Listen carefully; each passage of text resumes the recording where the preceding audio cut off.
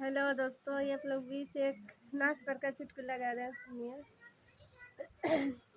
सुतल रहनी समी संग से जिया, खन खन बाजे कंगनवा। सुतल रहनी समी संग से जिया, खन खन बाजे कंगनवा। कंगना के चोट मरा स्वामी जी के लगुए, रूसी के भागे अंगनावा।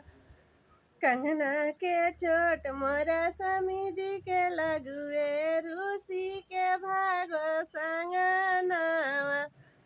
पावा परोस तनी सासु तुम लगबू, बेटा के देख रहनिया।